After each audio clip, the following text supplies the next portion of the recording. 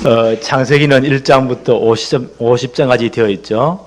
크게 구조를 보면 1장부터 11장까지는 온 세상에 있는 모든 사람을 향한 하나님의 구원 계획을 선포하십니다. 그리고 12장부터는 하나님이 한 가문을 부르세요. 창세기 3장 15절에 여자의 후손의 계보를 잇기 위해서 하나님의 구원 사역을 구체적으로 진행하기 위해서 한 가문을 부르세요. 셈의 계열에서 아브라함을 부르십니다. 바벨탑 사건 이후에. 그리고 이제 그래서 창세기 12장부터 50장까지는 아브라함의 가문 이야기입니다. 언약 붙잡은 정말 복음의 명문 가문의 사건들이 창세기 12장부터 50장까지 기록되어져 있습니다. 네. 이 바벨탑 사건 이후에 하나님은 아브라함의 아버지 데라부터 부르시죠. 갈대우를 떠나라. 근데 데라가 그 모든 자녀들, 자부들을 다 데리고 가나안 오다가 하란 땅에 머물러 버립니다. 더 이상 가지 않습니다. 거기서 돌아가십니다. 하나님은 이제 그 데라의 아들 가운데 언약을 이을 창세기 3장 15절에 그 족보를 이을 아들을 부르시는데 아브라함을 부르십니다. 그게 창세기 12장 1절로 3절이죠. 여호와께서 아브라함에게 이르시되 너는 너의 고향 친척과 아버지 집을 떠나 내가 네게 보여줄 땅으로 가라. 그 땅이 어느 땅이에요? 가나안 땅. 창세기 3장 15절에 주인공이 오실 땅, 그리스도 오실 땅으로 가라. 2절 3절에 내가 너로 큰 민족을 이루고 내게 복을 주어 내 이름을 창대하게 하리니 너는 복이 될 것이다. 복의 근원, 복 그 자체가 될 것이다. 3절에 너를 축복하는 자에게는 내가 복을 내리고 너를 저주하는 자에게는 내가 저주하리니 땅의 모든 족속이 너로 말미암아 복을 얻을 것이라. 아브라함의 후손으로 오실 예수 그리스도. 창세기 3장 15절의 주인공이시죠. 그분을 통해서 천하 만민이 복을 받겠다. 이런 어마어마한 언약을 하시고 이 원복음의 계승자로 아브라함을 부르십니다. 오늘 이 창세기 12장부터 창세기 22장까지는 아브라함에 대한 이 일을 집중적으로 기록하고 있어요. 12장부터 22장 무려 10장이 넘잖아요. 이 많은 장을 할애해서 아브라함에 대한 기록입니다. 어떤 기록이냐? 아브라함의 신앙을, 믿음을 훈련하는 훈련 과정을 쭉 기록하고 있어요. 12장은 아브라함의 언약학교의 입학식이에요. 입학식에 언약학교 교장선생님 되시는 하나님께서 규정한 입학사를 지금 말씀하십니다. 너는 본토, 친척, 아비 집을 떠나서 내가 너에게 보여줄 땅, 메시아 오실 창세기 3장 15절에 주인공이 오실 그 땅 가나안 땅으로 가라. 너로 말미암아 내 씨로 말미암아 반드시 그리스도 오실 것이고 천하 만민이 복을 받겠다. 이 언약 제대로 붙잡아라. 이게 훈련 입학학교의 이제 교장 선생님 훈시 말씀이에요. 그리고 쭉 아브라함 한 40년 정도 이 훈련소에서 훈련을 시키세요. 그래서 이 훈련소의 마지막 파이널 테스트, 졸업 시험이 뭐냐? 그게 창세기 22장 사건이에요. 여러분 잘 아시죠? 네가 100세에 낳은 아들 이삭을 데리고 내가 너에게 보여줄 땅 모리아 땅에 가서 모리아 산에서 이를 번제로 드리라. 번제 알지요? 짐승을 온전히 다 불태워드리는 제사예요. 목을 치고 그 피를 다 받아서 번제단 주위에 뿌리고 내장까지 다 물로 씻어서 전체를 토막토막 각을 떠가지고 번제단 나무 위에 올려놓고 전체를 불태워드린 제사가 번제예요. 이렇게 드려라. 말도 안 되는 소리를 하세요. 하나님. 이 하나님의 파이널 테스트, 이 아브라함을 언약 훈련소에 입소시켜가지고 40년 이제 훈련시키면서 마지막 테스트하는 장면이에요. 아마 이때 아브라함이 눈치를 대충 챈 거죠. 하나님의 시험이다. 이 말씀이 떨어지자마자 아침에 일찍 일어났어요. 번제될 모든 준비를 해서 나무와 칼, 불 다 준비해가지고 아들을 데리고 사흘 길을 갑니다. 그리고 산에 올라가죠. 아들을 결박해서 번제단 나무 위에 올려놓고는 그대로 칼을 가지고 목을 내리칩니다. 성경에 보니까요, 하나님이 주의 천사를 통해서 급하게 아브라함을 부르십니다. 아마 제 생각인데 제가 이 장면을 영화로 만들려면요 굉장히 극적으로 만들겠어요. 그걸 딱 흐르잡으시면서 내리쳤는데, 성경에는 그런 말이 없어요. 하나님이 천사를 보내서 아브라함 손을 밑에서 이렇게 탁 잡은 것 같아요. 칼이 목에 0.001mm사이로 딱 멈추도록. 얼마나 극적입니까? 그러면서 말씀하십니다. 아브라함아, 아브라함아, 내가 이제 네 믿음을 보았다. 합격했다 그 말이에요. 이 파이널 테스트에. 이제 네가 나를 사랑한 줄 알았다. 네가 진짜 언약 붙잡은 줄 알았다. 이 장면을 히브리 11장에 이렇게 해석을 해요. 히브리 11장 17절로 19절에 그때 아브라함은 믿음으로 순종을 했는데 어떤 믿음이느냐? 그 아들을 번제로 드릴지라도 그럼 다 불타부시잖아요. 그 가운데서 하나님은 언약을 지키기 위해서 그 아들을 다시 살리실 줄로 믿었다. 이렇게 해석을 해요. 왜냐하면 이 셈의 계열로 아브라함을 부르잖아요. 언약 성취를 위해서. 이 가문을, 이 계열을 통해서 창세기 3장 15절의 주인공인 그리스도가 반드시 오셔야 돼요. 그 계보는 반드시 이어져야 돼요.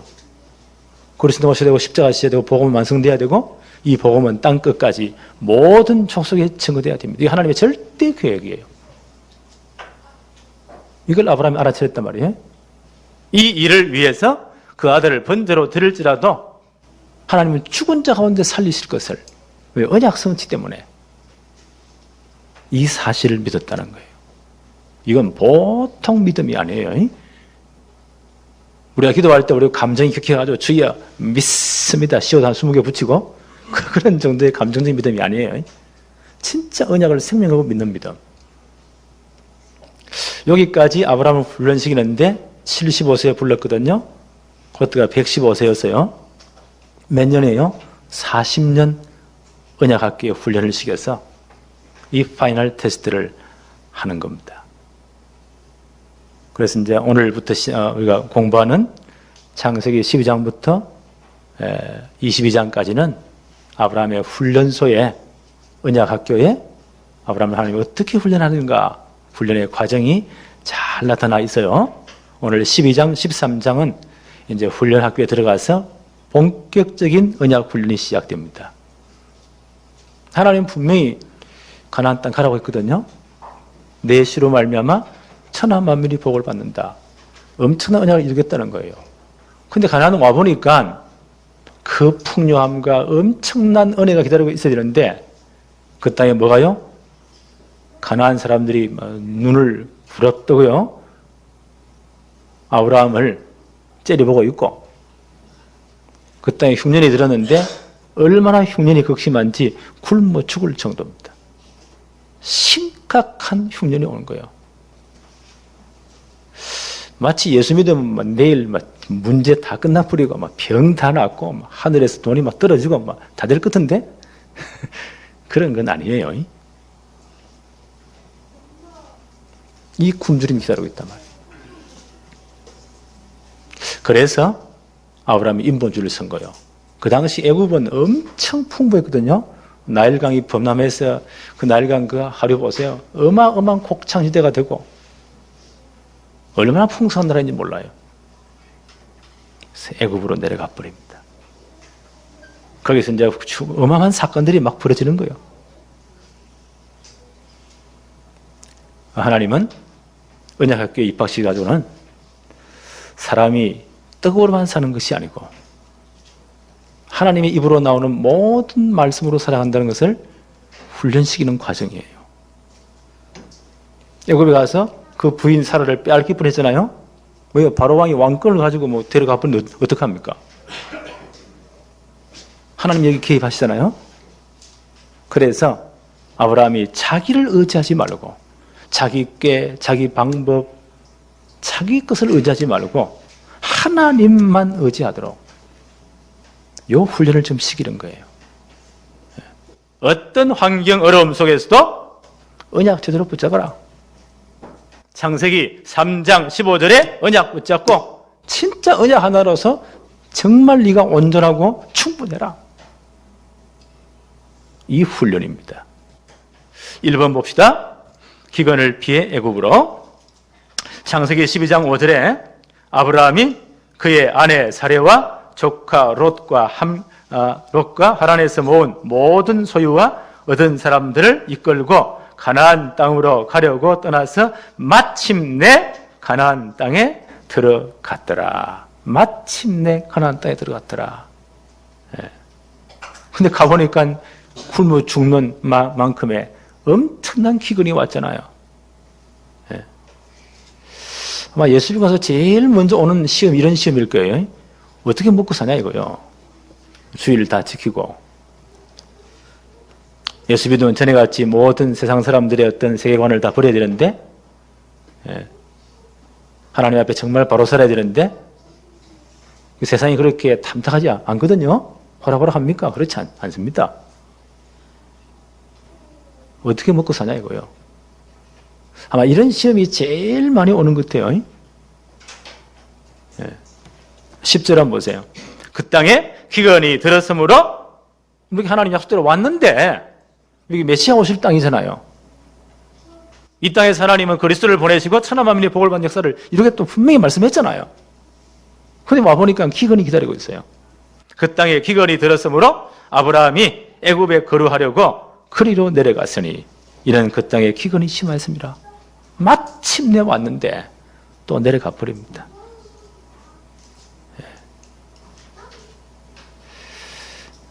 이게 우리의 신앙의 상태인 것 같아요. 이런 사람 많잖아요. 이해합니다.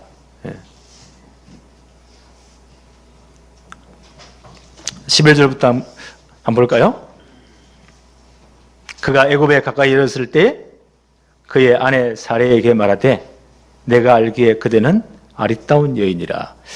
이때가 이 사레의 나이가 65세, 부름받을 때 아브라함의 나이는 75세였어요. 한 10살 차이 나죠. 이복 동생이었습니다. 사레가. 왜냐하면 그 가문의 혈통을 보존하기 위해서 옛날에는 그렇게 한 거예요. 이 사레가 90에 이삭을 낳죠. 그리고 이분이 몇 세 돌아가십니까? 127세에 돌아갔어요. 그러니까 그 당시 평균 나이 100세 정도 넘었으니까 65세 같으면 중년에 아주 한참 아름다운 때겠죠. 지금도 뭐 한 100살 정도 사시는 분들이 많은데 65세라면 진짜 젊은 언니잖아요. 네. 그래, 이분이 얼마나, 그리고 또 이 애굽 사람들은 함의 분들이기 때문에 피부가 까무잡잡한데 이 사레나 아브라함은 셈의 계열이잖아요. 피부가 희고 이러니까 얼마나 멋지게 보였겠어요. 11절에 그가 애굽에 가까이 이르렀을 때에 그의 아내 사레에게 말하되 내가 알기에는 그들은 아리따운 여인이라. 애굽 사람이 그들을 볼 때에 이르기를 이는 그의 아내라 하여 나는 죽이고 그들은 살리리니 원하건대 그들은 나의 누이라 하라. 그러면 그대로 말미암아 안전하고 내 목숨이 그대로 말미암아 보존되리라 하니라. 자, 얼마나 하나님 능력 안 믿었으면 보세요. 불신앙에도 인본주의 다 나옵니다. 이렇게 하면 될 줄 알고. 당장 애굽에 가자마자 사례가 너무 인물이 출중하니까 뭐 소문이 막 나겠죠. 14절, 15절 한번 볼까요? 아브라함이 애굽에 이르렀을 때에 애굽 사람들이 그 여인이 심히 아리따움을 보고, 애굽 사람이 보니까 뭐 너무너무 예쁘게 생긴 거예요. 아리따움을 보았고 바로의 고관들도 그를 보고 바로 앞에서 칭찬함으로 그 여인을 바로의 궁으로 이끌어 들인지라. 바로 왕이 데려가 버립니다. 이런 일이 또 벌어지는 거예요. 우리가 하나님의 능력 안 믿고 우리의 모든 꾀를 다 동원해서 한다고 했는데 이렇게 빼앗기는 사건이 꽤 많이 나와요.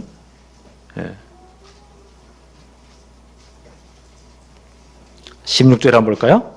이에 바로가 그로 말미암아 아브라함을 후대함으로 아브라함이 양과 소와 노비와 암수, 나귀, 낙타를 얻었더라. 오빠라고 했으니까 그 예물로 엄청나게 많은 재산을 줍니다. 자, 이게 축복입니까? 저주입니까? 여러분 어떻게 생각하세요? 엄청난 노비들, 어마어마한 짐승들 재산을 줍니다. 이게 축복입니까? 저주입니까?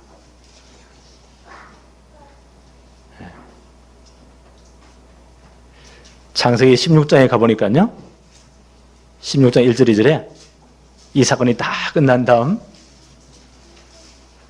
하나님은 아브라함의 가문에 분명히 아들을 준다고 했잖아요. 메시아 기업으로 이갈 씨를 줄 것이다. 근데 암만 기다려도 하나님이 아들을 안 주시는 거예요. 이 사례가 지금 막 열이 받치는 겁니다. 아브라함의 아내 사례는 출산하지 못하므로 그에게 한 여종이 있으니 애굽 사람이요 이름은 하갈이라. 이때 바로가 준 엄청난 노비들 재산 줬잖아요. 그때 애굽 여인 하갈도 여기에 함께 포함되어 있습니다. 애굽 사람이요 이름은 하갈이라. 사례가 아브라함에게 이르되 여호와께서 내 출산을 허락하지 아니하셨으니 원하건대 내 여종에게 들어가라. 내가 혹 그로 말미암아 자녀를 얻을까 하노라. 그래서 애굽 여인 그 종을 아브라함에게 줍니다. 고대사는 이렇게 했거든요. 그래서 창세기 16장 15절에 하갈이 아브라함에게 아들을 낳음에 아브라함이 하갈이 낳은 아들의 이름을 이스마엘이라 하였더라. 이스마엘은 아들이 태어나요. 자, 이게 이제 문제입니다. 이 이스마엘 족속들, 아브라함의 육적인 후손들은 맞아요. 언약과는 전혀 상관없는 아브라함이 인본주의에 서가지고 애굽에 살려고 내려갔다가 그것도 거짓말 하다가 바로에 받은 큰 재산들, 종들이 엄청 많았잖아요. 그 중에 한 사람이에요. 아마 사라의 몸종으로 말을 잘 들었던가 봐요. 이로 말미암아 아브라함이 낳은 아들이 이스마엘. 요 족속들이 오늘날 지금 전 세계에 테러를 일으키고 하여튼 문제를 일으키는 이슬람의 영적인 조상들입니다. 이 사람들은 지금도요 이스마엘을 그들의 조상으로 그렇게 자랑스럽게 여기고 있습니다.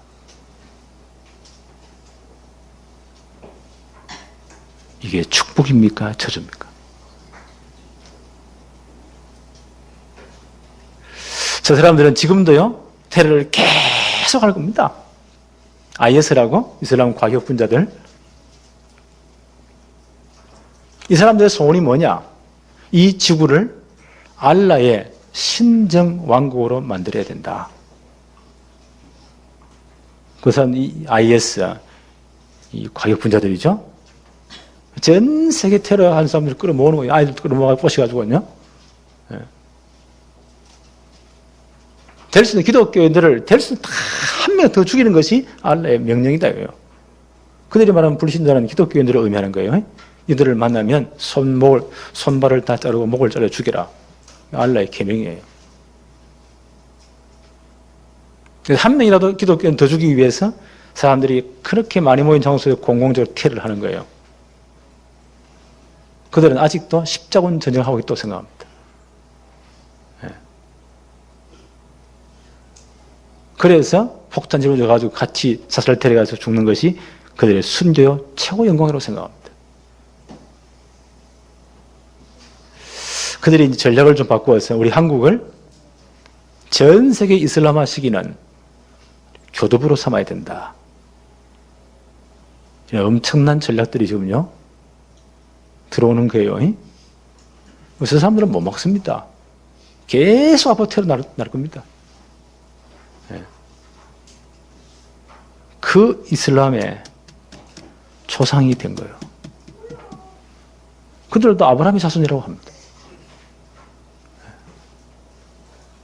이삭보다 먼저 태어났잖아요. 자기가 우선권이 있다고 생각합니다. 아브라함의 인본주의 때문에. 한번 보세요.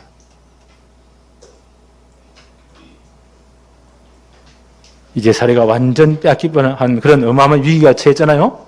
그러면 반드시 아브라함과 사례를 통해서 창세기 3장 15절에 그 언약의 족보가 이어져야 되는데 하나님 여기에 위기가 온단 말이에요. 그럼 하나님이 개입하셔야 되거든요. 창세기 12장 17절 한번 보세요. 여호와께서 아브라함의 아내 사레의 일로 바로와 그 집에 큰 재앙을 내리신지라. 어떤 재앙인지 모르겠어요. 어마어마한 재앙이 오는 겁니다. 바로와 그 모든 신하들이요, 이건 남의 부인을 빼앗은 것이구나 하고 깨달을 만큼요, 어마어마한 재앙이, 무서운 일이 생깁니다. 하나님 아브라함이 잘났어가 아니에요. 잘했어가 아니에요. 왜? 하나님의 언약 때문에. 하나님의 언약 때문에. 창세기 3장 15절에 여자의 후손의 계보는 반드시 이어져야 돼요. 세 명의 를 통해서. 아브라함의 씨를 통해서. 반드시 이어져야 돼요. 그 복음은 완성돼야 돼요. 앞으로 이 복음은 땅 끝까지 모든 족속에게 증거되어야만 합니다. 이 하나님의 분명 계획이에요. 절대 계획이에요. 여기에 방해가 온다. 하나님이 개입하십니다. 고린도전서 10장 13절에 사람이 감당할 시험 밖에는 너희가 당한 것이 없나니 오직 하나님은 미쁘사 너희가 감당하지 못할 시험 당함을 허락하지 아니하시고 시험 당할 즈음에 또한 피할 길을 내사 너희로 능히 감당하게 하시느니라. 이 하나님의 방법이에요.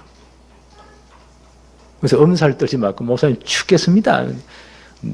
하나님이 다 감당할 시험을 허락하세요. 다 엄살입니다. 감당치 못할 시험은 어떡하냐. 하나님 피할 길을 열어버려요. 아브라함이 자기 힘으로 절대 감당하지 못해요. 하나님 여기 개입하십니다. 하나님 피할 길을 내시잖아요.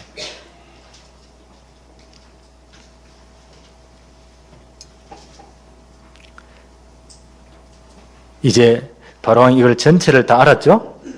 아브라함을 부릅니다. 아브라함이 책망하는 거예요. 모든 신하들 앞에서. 네. 아브라함이 보세요. 가서 국제적인 망신을 당하는 겁니다. 네. 18절부터 한번 볼까요? 바로가 아브라함을 불러서 이르되 내가 어찌하여 나에게 이렇게 행했느냐. 어찌하란 말이 세 번이나 나와요. 내가 어찌하여 그를 내 아내라고 내게 말하지 아니하였느냐. 우리 다 죽이려고 하느냐. 우리나라를 망하게 하려고 하느냐. 얼마나 책망 원망한지 모릅니다. 19절에 내가 어찌 그를 누이라 하여 내가 그를 데려다가 아내를 삼게 하였느냐. 내 아내가 여기 있으니 이제 데려가라 하고. 바로왕이 얼마나 화가 나가 책망을 합니다. 데려가라고 애굽을 떠나라고 합니다.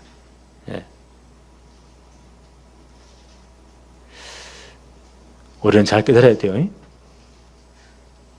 우리가 말씀 언약 버리고 우리 꾀를 가지고 하면 될 거지요. 이런 사건이 꽤 많이 생깁니다. 언약 제대로 붙잡아야 돼요. 시편 34편 8절에 너희는 여호와의 선하심을 맛보아 알지어다. 그에게 피하는 자는 복이 있도다. 진짜 하나님을 의지하십시다. 이 훈련을 지금 계속 아브라함이 시키는 거예요. 아브라함 사건은 우리 사건이에요. 나의 사건이에요. 여기서 내 모습 봐야 돼요. 또 롯도 떠나보내죠. 창세기 13절에서 이제 애굽을 빠져나옵니다. 그 엄청난 재물을 가지고 하란에서 모은 것도 꽤 많았거든요. 다 가지고 옵니다. 13장 1절로 3절에 아브라함이 애굽에서 그와 그의 아내와 모든 소유와 롯과 함께 네게브는 가나안 남쪽 지역이에요. 네게브로 올라가니 아브라함에게 가축과 은과 금이 풍부하였더라. 그가 네겝으로부터 길을 떠나 베델에 이르러 베델과 아이 사이 곧 전에 장막 쳤던 곳에 이르니 다시 원 상태로 돌아옵니다. 13장 4절에 그가 처음으로 제단을 쌓은 곳이라. 그가 거기서 여호와의 이름을 불렀더라. 이랬듯이 다시 회복합니다. 원점으로 다시 돌아옵니다. 예. 여러분 진짜 어려움 가운데 있습니까? 내가 주님을 정말 만났던 그 자리, 헛되고 신앙, 원점으로 돌아갈 시간표입니다. 예. 그래서 하나님 고난도 허락하시는 거예요. 그 시편 119편 71절에 뭐라고 고백하죠? 고난 당하는 것이 내게 유익했습니다. 이로 말미암아 내가 하나님의 율법을, 하나님의 말씀을 배우게 되었습니다. 그래서 하나님은요, 고난을 통해 이렇게 우리를 몰아세우시는 거예요. 예. 원점으로 돌아옵니다. 자, 이제 엄청난 아브라함의 재산이 불어났는데 5절 6절 한번 볼까요? 아브라함의 일행 롯도 양과 소와 장막이 있으므로 그 땅이 그들이 동거하기에 넉넉하지 못하였으니 이는 그들의 소유가 많아서 동거할 수가 없음이라.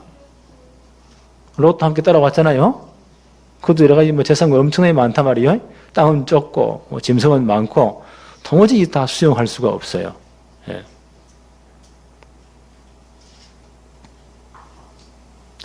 7절에 보니까 그러므로 아브라함의 가축의 목자와 롯의 가축의 목자가 서로 다투고 또 가나안 사람과 브리스 사람도 그 땅에 거주하였는지라.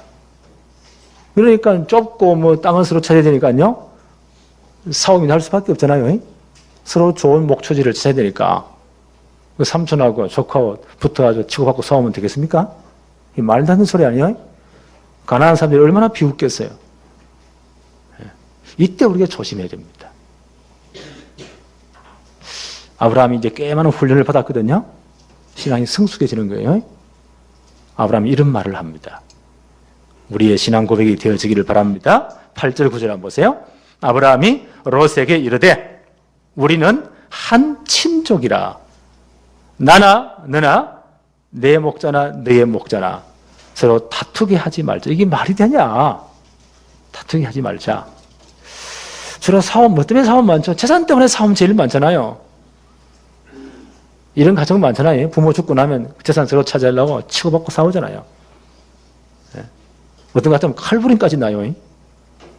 그 돈이 뭐 그래 좋은지 하여튼.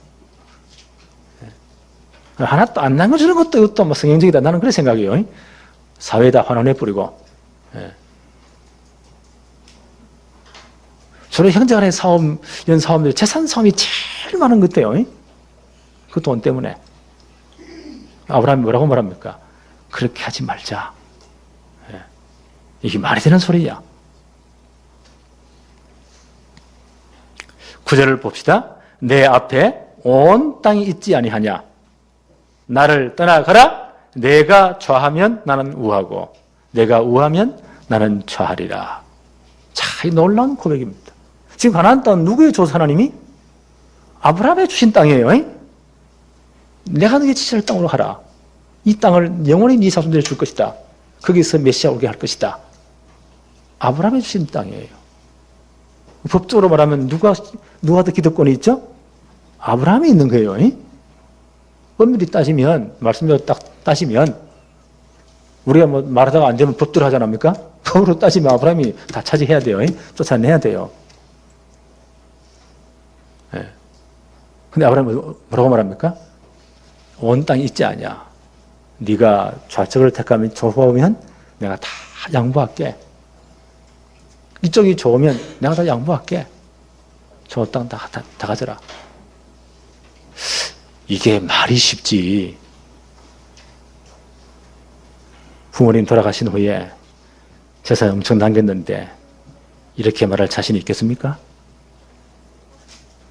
자, 이게 어려운 일이요. 강목사는 물려받은 게 하나도 없으니까 다 줘버리면 되는데 내가 그거 하면 안 되겠어 모르겠어. 다 가져가라. 양보해버립니다. 이게 그냥 나온 말이겠어요? 진짜 하나님 능력 안 믿으면 이게 진짜 어려운 말입니다.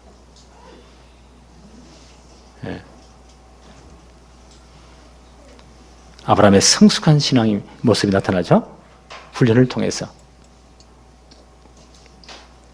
10절부터 한번 볼까요? 이에 롯이 눈을 들어 요단 지역을 바라본 적 소알까지 온 땅에 물이 넉넉하니, 물은 생명줄입니다. 물이 넉넉하니 여호와께서 소돔과 고모라를 멸하시기 직전이었으므로 여호와의 동산 같고 애굽 땅 같았더라. 애굽에서 몇 년 살았잖아요. 봤잖아요. 그렇게 풍부하더라. 11절에 그러므로 롯이 요단 온 지역을 택하고 동으로 옮기니 그들이 서로 떠난지라. 12절에 아브라함은 가나안 땅, 천박한 땅이에요. 거기 거주하였고 롯은 그 지역 토시를 머무르며 그 장막을 옮겨 소돔까지 갔더라. 소돔은 어떠했다고요? 13절에 소돔 사람은 여호와 앞에 악하며 큰 죄를 따라 곧 멸망할 도시입니다. 그러나 풍성한 도시입니다. 언약에 관심 없는 사람의 시선입니다. 복음에 관심 있는 사람들, 이 세상기 전부 답니다. 그렇죠? 이게 창세기 3장, 6장, 11장 영적 상태예요. 롯은 보세요. 이미 애굽의 것으로 다 각인이 되어버렸어요. 이런 영적 상태입니다. 오늘 우리 상태를 좀 점검해 봅시다. 우리 이야기거든요. 오직 예수 말하잖아. 나는 주를 위해 죽고 뭐 복음을 위해서. 진짜입니까? 말은 건데 세상이 훨씬 더 커 보이잖아요. 훨씬 좋아 보이잖아요. 훨씬 멋있게 보이잖아요. 롯은 그걸 따라가 버립니다. 그리고 멸망되고 소돔 고모라 망할 때 완전 다 박살나잖아요. 하나님은 이후에 아브라함에게 두 번째 언약을 세워주십니다. 창세기 13장 14절부터 롯이 아브라함을 떠난 후에 롯은 언약과 상관없는 사람입니다. 떠난 후에 여호와께서 아브라함에게 이르시되 너는 눈을 들어 너 있는 곳에서 북쪽과 남쪽 그리고 동쪽과 서쪽을 바라보라. 보이는 땅을 내가 너와 내 자손에게 주리니 영원히 이룰 것이다. 16절에 내가 내 자손이 땅의 티끌 같게 하리니 사람이 땅의 티끌을 능히 셀 수 있을진데 내 자손도 셀 것이다. 반드시 이 땅에 그리스도 오실 것이고 창세기 3장 15절 주님이 오실 것이고 그로 말미암아 복음 완성될 낼 것이고 그 예수 믿고 구원받은 사람들이 땅에 티끌같이 많아질 것이다. 하나님의 언약을 다시 갱신해 주세요. 아브라함을 처음 부를 때 그렇죠? 창세기 12장 1절로 3절 언약을 다시 한 번 더 갱신해 주십니다. 아브라함은 이 언약을 제대로 붙잡은 거예요. 그리고 그 시로 오실 수많은 영적 후손들을 이미 바라봤다고 했어요. 이 땅이 영원한 것이 아니고 영원한 하나님 나라를 아브라함은 바라보게 된 것입니다. 12절을 다시 한번 더 볼까요? 아브라함은 가나안 땅에 거주하였고 롯은 그 지역 도시를 머무르며 장막을 옮겨 소돔까지 멸망길로 갔더라. 아브라함은 가나안에 머물러 있었더라. 13장 18절에 봅시다. 이에 아브라함이 장막을 옮겨 헤브론에 있는 마물의 상수리 수풀에 이르러 거주하며 거기서 여호와를 위하여 제단을 쌓았더라. 모든 좋은 땅, 기름진 땅, 조카에다 양보해버리고 저 산악 지역이에요. 헤브론 지역은 산악 지역이에요. 아주 척박한 땅이에요. 그 헤브론에 가서 하나님께 제단을 쌓았더라. 모든 것 양보해도 언약으로 만족한 신앙. 그래서 하나님께 단을 쌓았더라. 이 헤브론 지역은요, 앞으로 장차 굉장히 유명한 지역이 돼요. 애굽 출애굽 이후에 가나안 정복 전에 12 지파에서 한 명씩 정탐꾼 이렇게 먼저 보내잖아요. 갈렙이 유다 지파 사람이에요. 헤브론 중심의 모든 고측을 정탐하고 옵니다. 그 땅을 요구하잖아요. 그 헤브론 요 지역에서 다윗 왕이, 메시아 왕국 옆에 있는 다윗 왕이 거기서 유다 왕으로 기름 부음 받은 장소가 헤브론 지역이에요. 거기서 이제 통일 왕국의 모든 준비를 하잖아요. 신약 시대에 그 헤브론 지역 중심으로 바로 옆에 예루살렘 전부 다 있어요. 그리스도의 후속 사역의 주무대가 됩니다. 아브라함이 택한 헤브론 지역입니다. 아브라함은 다 양보했습니다. 뭐 붙잡았습니까? 언약 붙잡았습니다. 이게 그리스도는 모든 것이라는 표현이에요. 그리스도로 충분하고 완전하다. 나는 이걸 두고 하는 말이라고 생각합니다. 바울의 고백, 빌립보 3장 8절에 또한 모든 것을 해로 여기면 내 주 그리스도 예수를 아는 지식이 가장 고상하기 때문이라. 내가 그를 위하여 모든 것을 잃어버리고 배설물로 여기면 그리스도를 얻었기 때문이다. 최고 지식, 그리스도. 충분하고 완전하다. 왜요? 주님이 십자가에서 다 끝냈잖아요. 요한복음 19장 30절에 다 이루었다. 그렇죠? 네. 정말 이 복음대로 붙잡았다.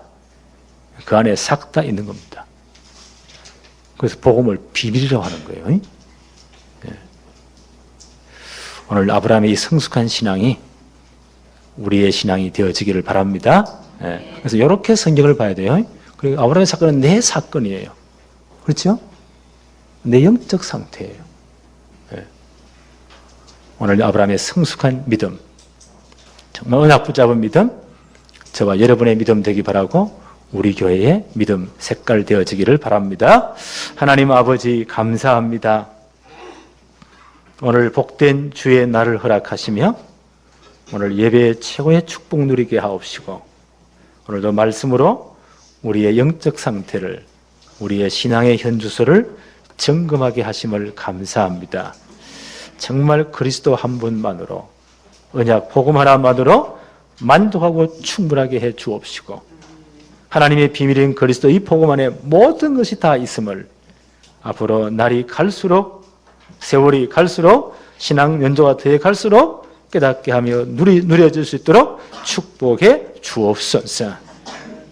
예수님의 이름으로 기도합니다. 아멘.